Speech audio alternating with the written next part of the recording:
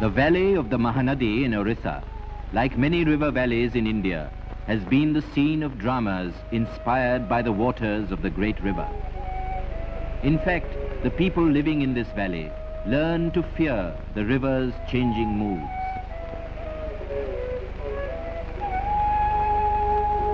There were times when the valley was dry, when man and beast had to search for water. Then there were times when water became the grave of man.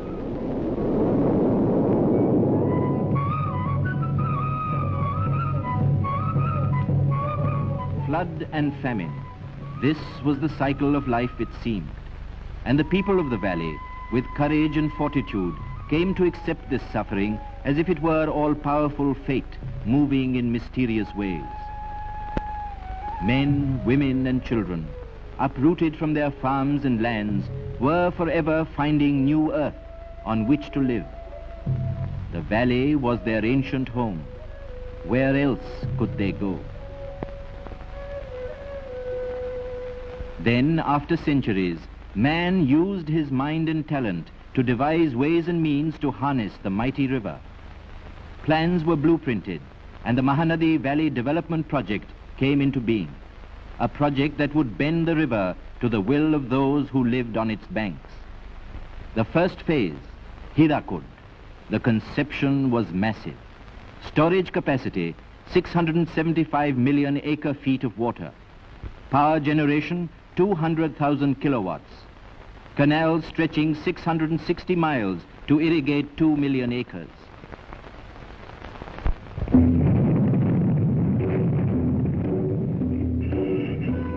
Thus began the construction of the world's longest dam.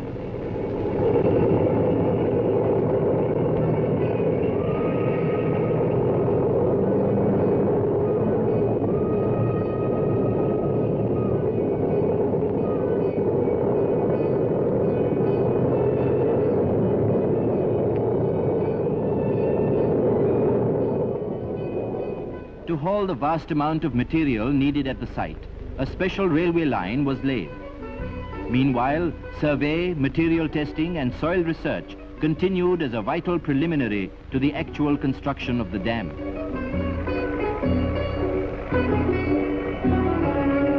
At the dam site, 8 miles from Sambalpur, the face of the valley began to change. And so did the face of a once tired and exhausted people. Gone was the pallor and apathy of the past. Gone, too, was the feeling of defeat and despair. Their frail bodies found a new dynamic energy.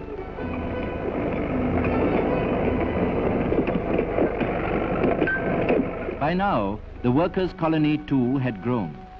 Apart from the flourishing market, there was a school for children and also a new hospital. Work continued simultaneously on several fronts.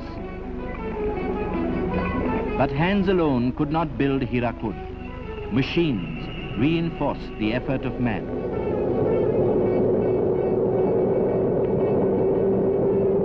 Machines and men.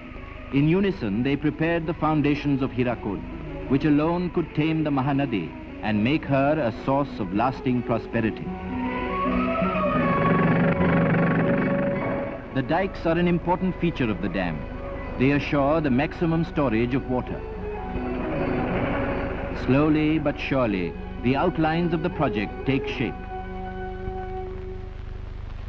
Engineers review the progress of construction. They tackle the specific problems arising from this complex undertaking. The decisions taken here are embodied in the master plan, which guides work on all sectors of the project. Bulldozers and machines that do the work of hundreds of men help speed the building of the earthen section on either side of the main dam, 13 miles of it.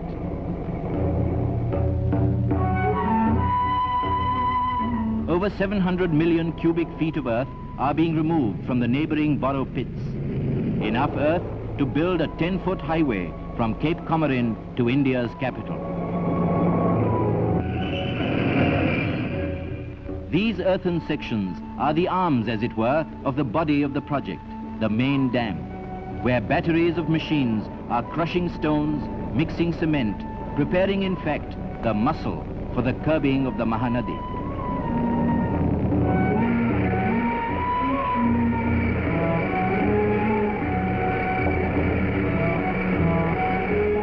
Here too, the modern machine unites with the peasant's basket to feed cement to the heart of Hirakud. On the spillways, concreting has begun after months of hard labor. They will guard the body of the dam. These are outlets for the excess water which may threaten the dam. At the same time, the structure which will house the power plant is taking form. For the engineers, there is a sense of fulfillment in seeing the growth of the colossus planned by them. They carry on the tradition of our forefathers who pioneered work on the harnessing of rivers. And for the people of the countryside, there is satisfaction also. Hirakud is the site of a modern miracle, which they themselves have performed. At various stages of construction, Prime Minister Nehru visits the project to see for himself the progress of work. He has described these structures as the temples of 20th century India. And indeed, Hirakud is as vital an achievement as the Sun Temple of Konark in Orissa. The years pass. Work at the dam site continues without respite.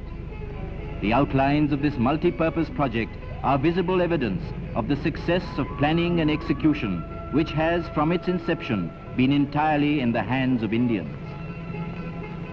It is a giant monument to the faith and labor of tens of thousands.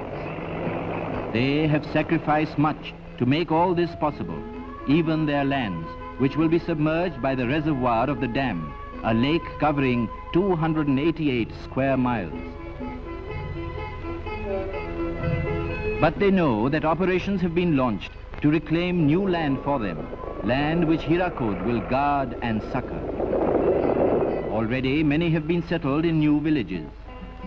The old patterns of life are returning.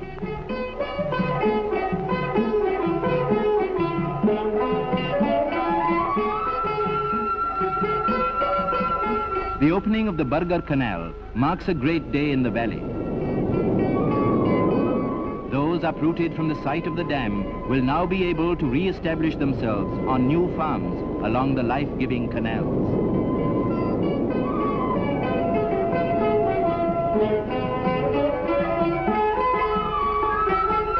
Inspired by the first achievements, the builders of Hirakud, often themselves the children of the valley, begin the final phase of construction. They toil by day, they toil by night, in a fervor of activity, for Hirakud means a new life for them and for future generations. January 1957. Hirakud is complete.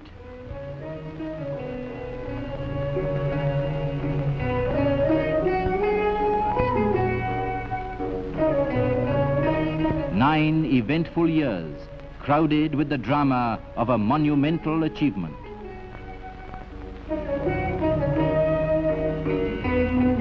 Mahanadi, the great river, is at last controlled by a dam that is 16 miles long, a man-made mountain of earth, stone and concrete, storing the water drained from an area of over 32,000 square miles.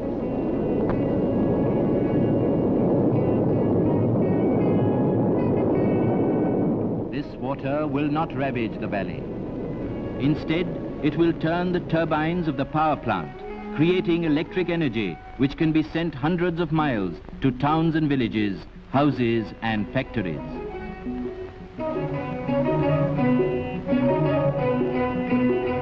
Nothing is more eloquent than this panel of instruments, which controls and transmits energy.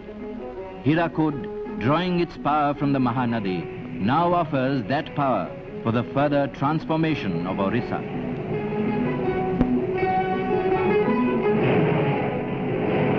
Power from Hirakud creates new industry, new employment, new wealth. It is proof, if proof were needed, that the tragic times will never return. Hirakud has given birth to new townships, complete with technical colleges, which train engineers for the future development of Orissa.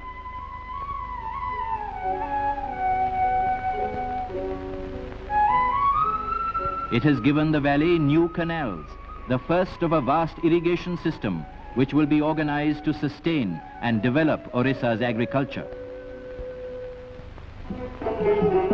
They are the veins which will nourish the valley and her people. Along the Mahanadi, they speak of Hirakud with pride. It is a story that generations yet unborn will treasure, for it tells of man triumphant, master of his fate. If these are the fruits of Hirakud, then surely, when the Mahanadi has been dammed at Tikkarpara and Naraj, when even more canals bring life to millions of neglected acres, the earth of Orissa will yield her bounty as never before. That is the prayer of the people of the valley.